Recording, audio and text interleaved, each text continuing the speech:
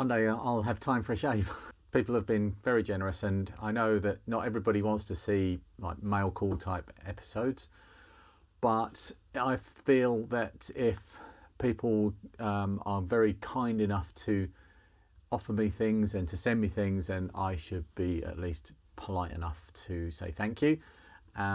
So that's what this is. Although I have got something to show you briefly. I'm not sure if I'm going to make this into a video. Let's. It's this. It's the first time I've opened a ZX81. Sorry, a ZX80. And in fact, I think this is the first one I've actually held. I've had it here in the workshop for a while. This is one of Paul's repairs. And look at that. And that's exactly what you want to see when you open up a ZX80, is that every single chip is in a socket. Isn't that marvellous? I don't think it works. I've got the modulator can here, and these are the little pegs that hold the case in place. There's no screws in this. Everything is just a plastic clip. Even the motherboard is held in place with plastic clips here that I don't want to remove unless I really have to, because the less you do messing around with these things, the better it is for them. So I've actually taken all of the logic chips out one at a time and put them in my TL866 and tested them in that. It's not an extensive or exhaustive test, but it gives you a good indication if there's a chip that's completely failed. The next thing we're going to do is actually put a ZX81 ROM in this, which will work, but the keyboard is mapped slightly differently between the two computers. So although it will work and it will fire up, you can get overlays that actually go on here to match the ZX81 ROM. But that's not the idea here. If the ROM is broken, then I'll change it I'll swap it out with an EEPROM. So yeah, and this is part of the PCB. I love it. This is just a sticker over the PCB. Lovely thing, absolutely lovely thing. But yeah, everything else seems to be in marvelous condition. The voltage regulator is putting out the correct volts, and like I say, all the logic chips are working. I need to check. Did I check the memory chips? I haven't checked the memory chips yet. I'll use my chip tester to check the memory chips. And yeah, so that's all I've got left to check is, I mean, there's one electrolytic capacitor in here, the ROM, the CPU and the RAM chips. Everything else is checked out, unless there's something physically wrong with it, which I really highly doubt. But the other thing I need to do with it is composite mod it. I did ask on my Discord. I thought that the general consensus would be leave it as it is, because it's, they're not rare, but they are quite sought after in their original condition. And this is a lovely one. Has got a crack down here in this corner over here, but nothing terrible. It's a nice one for display. I thought people would say, no, leave it as it is. But I'd say 8 out of 10 people said, composite mod it, because otherwise you can't use it easily. I mean, you could use it with a CRT TV, but even then the picture won't be great. But yep, composite mod is what will happen. So that's to come. I'm still not quite in a position to make extensive videos at the moment, but I think I might be able to manage to make a video out of that one. We'll see. Anyway, I've had some other bits and pieces. This and these. Oh, let's put them around so that you can see the numbers on them. Stainless steel tweezers and some flux, all sent to me by Andy Taylor off of my Amazon wishlist. Thank you, Andy. That's really kind of you. We had a nice little conversation on Discord direct message, and he wanted to support the channel in some way, and I said that the best way Well, he wanted to know specifically if there was a way that he could help me get the hardware I needed to make things easier for, to run the channel. And things like this, you know, these are, I can't remember how much they are. They're about somewhere between 25 and 30 pounds for a pair of good quality, fine pitched wire strippers by Engineer. I've got a set of wire strippers here that I've been using for a while. These are an Amazon special. These weigh about half as much as these ones. And these have been fine, but they'll only go down to 22 gauge. These go all the way down to 34 gauge. And they're just, the feel is completely different. These wobble a little bit on the hinge on there. These don't move at all. They are a quality piece of equipment, and I can get by with these, but I have struggled in the past when I've been trying to strip really fine gauge like Kynar wire when I'm doing certain repairs like tracer repairs, and it's really difficult to strip those successfully. So, and you end up using a pair of flush cutters to strip them, and half the time you'll cut through them. So yeah, these, but anyway, the point is that getting stuff like this for the channel, I can get a pair of these, I can afford a pair of these myself, but there's a big list of things, or there has been a big list. I've got quite a lot of everything now, but to actually equip a workshop with all of the things that you need, it really is a serious amount of money, and you have to do it a bit at a time, which is why I add things slowly as I go.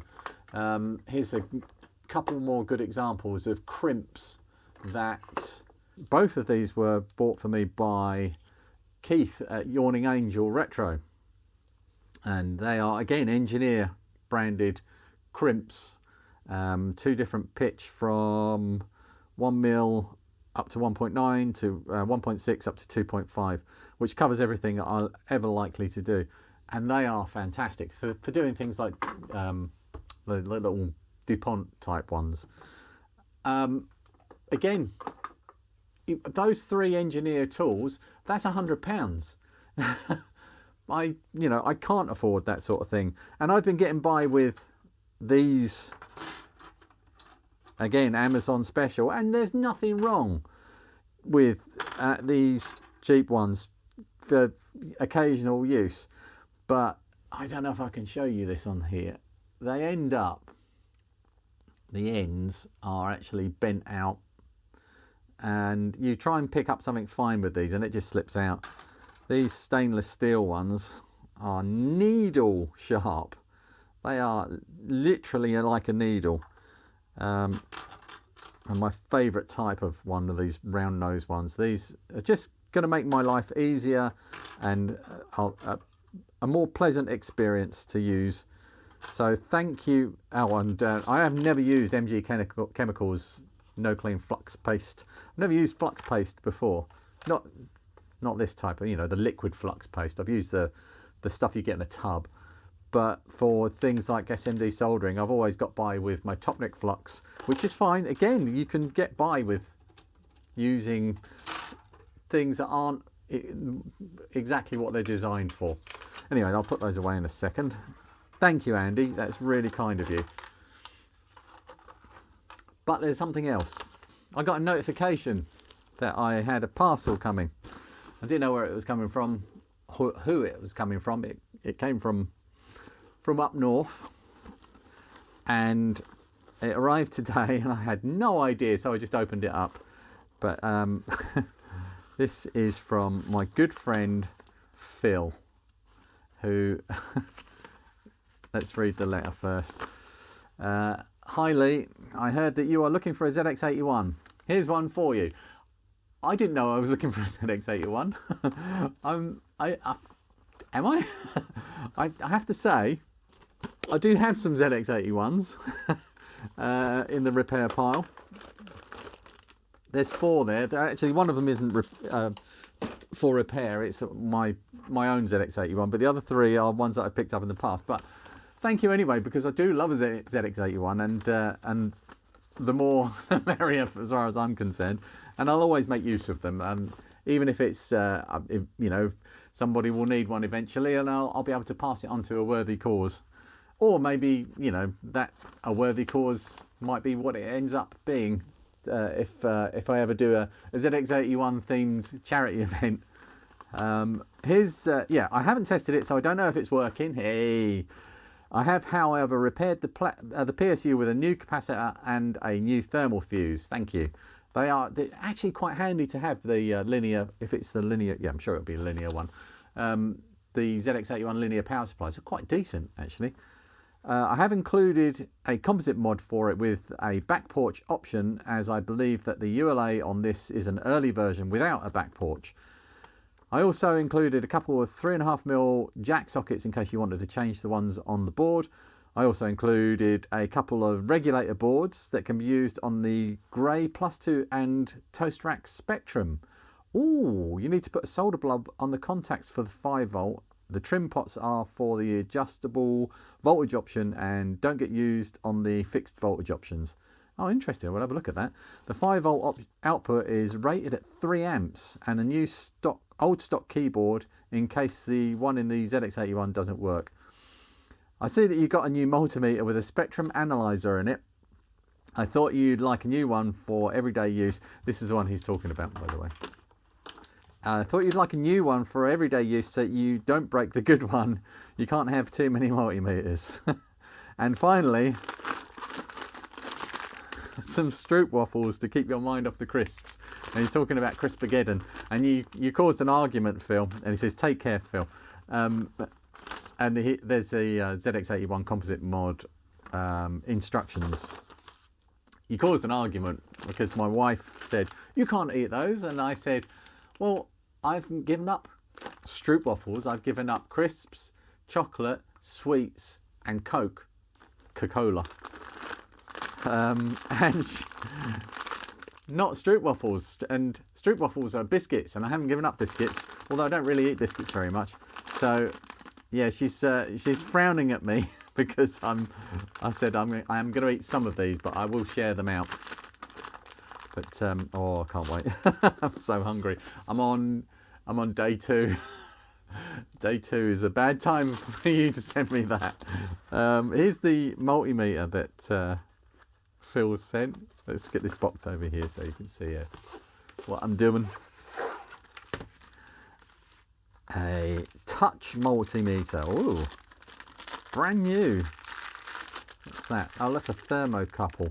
Oh, that's handy actually. That is actually quite handy. And it's got a USB lead here, so I assume it's rechargeable. Oh, nice silicone leads. Let's open that up.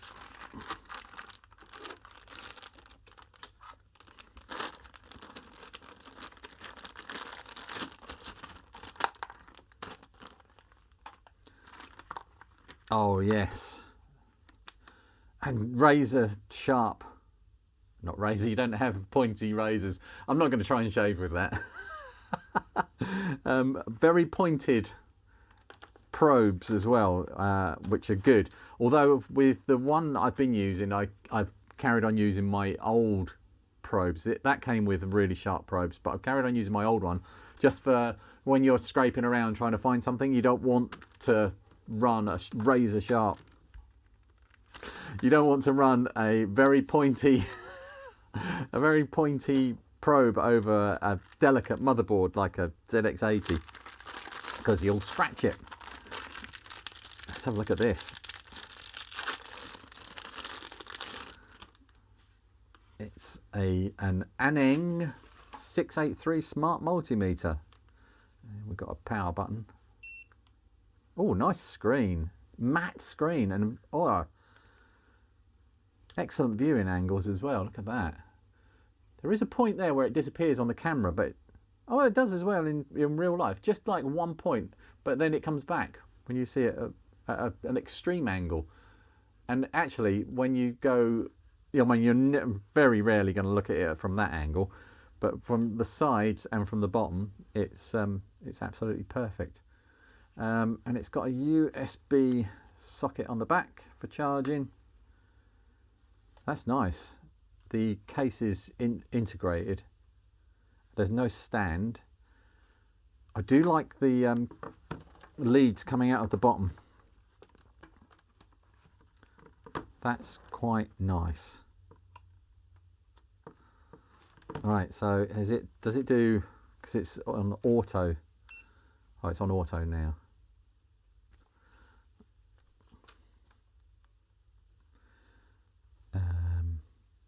How do I get, does it cycle between things? I suppose it does. Oh, that's full auto. Okay, so that's doing resistance and the beepiness. Can I, that's voltage, that's resistance, but with, that's quite quick.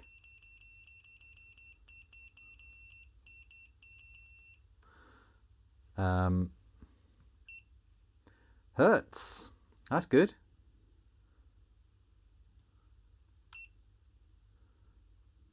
And back to voltage. So we've got capacitance and the torch.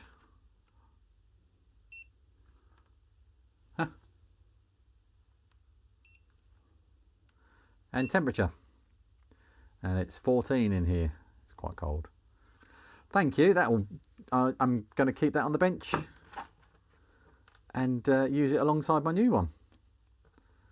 Thank you very, very much. This looks like the power supply, so let's have that out first.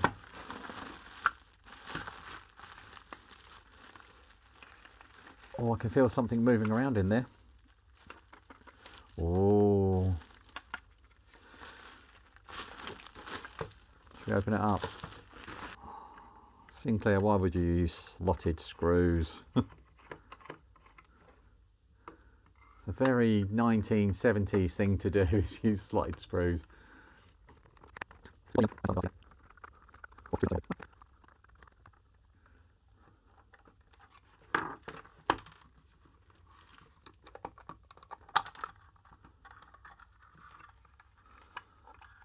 yeah, the transformers, the whole board's loose. There we go. Oh, the transformers come away. Oh, that's a shame. I'm afraid I might have to retire that one, Phil. I don't trust it. I don't see anything underneath there that it shows it would be screwed in. It looks like it's meant to be glued onto these posts, but I reckon it's got dropped in shipping. And there's a big old dent on the bottom corner here, and I think that that's broken it. Oh, that is a shame. Unless you tell me different. But the one of the windings has come away under there as well. So, oh yeah, look, there's a broken piece of plastic here. It's got dropped. Oh, what a shame. Right, anyway, let's hope that the ZX81 didn't get any damage. Oh, some bits under here as well. Oh, there's more probes. Ah. Now that looks interesting. What's going on there? Oh, they can obviously screw into the ends of these. These probes have got threads on the end, but then you can change them for crocodile clips or for banana clips. Nice, they'll be handy. That looks like the, oh yeah, they're the voltage regulators for the +3 and +2 ZX Spectrums.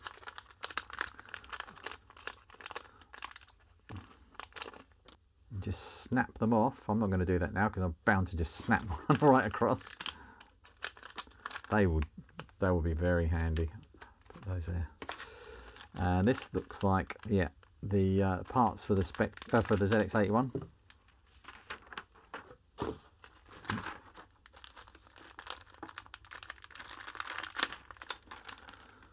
The jacks, power and ear and mic, and a very fancy looking composite mod board. Very fancy looking. I've been using, I have actually got this one out because I was going to put it in the ZX80. I've been using these ones. These have been really good for me, but this looks and it uses a 555 timer, which I'm assuming that's what that is, but in SMD format. Let me have a quick look. My goggles. Yep, that's a 555 timer. I wonder if it's got a... Oh, this one hasn't got any variable resistors on it. It's just got a capacitor and a transistor and some... electrolytic, a transistor, some resistors and ceramic capacitors, a couple of diodes, another resistor, another transistor. But yeah, this one's got 3 transistors and the resistors, and it looks like capacitors across there, and a couple of diodes. It does look like a fairly similar. So I reckon this one incorporates this one, but also has other ones, other variations. There's a lot of different variations on the ZX81 composite mod, or composite mods in general. Yeah, that is really nice. I'm going to have to find out where you got that from. I might need to get some more of those. Although Fuzzy Lee and I have just bought 30 of these. But they work, they do work, and they replace the back porch if you need it. And if you don't need the back porch on these ones, all you do is just pull the chip and it works without it.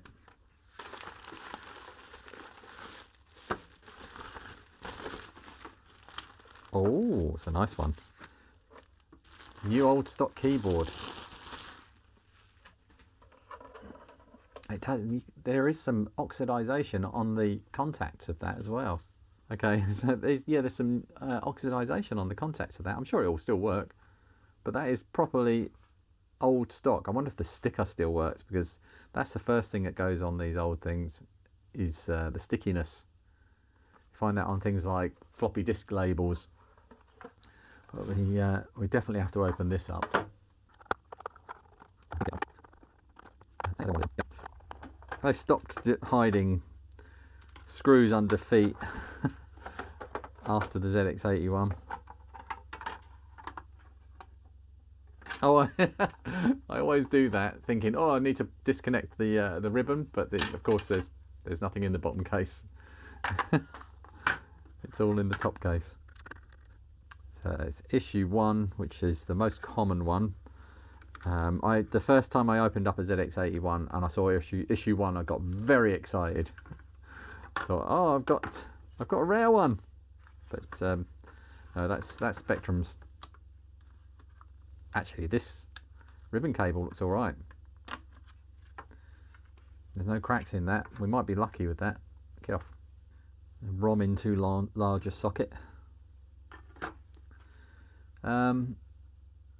Nice. So it's an 81. It's not that early. That might have the back porch on it. I don't know. But it hasn't got a composite mod, so I can't do anything with it now. I'm not going to tune it into that TV. But it looks like the one that was the muddy one that I did recently. So some of them are red and some of them are green. Oh, it is green on the back. I always wonder which ones, because these came as kit and pre-assembled, which ones, I've got that were kit made. Because you never know, this could have been somebody's hobby. But they're all handmade, whichever way you look at it. Some of them were handmade in the factory. It's lovely. Thank you very, very, very much, Phil. I'm going to enjoy playing with all of this stuff, and I'm going to definitely enjoy having a stroop waffle. And I'll sign off with my mouth full of Dutch goodness. That sounds really wrong. Bye.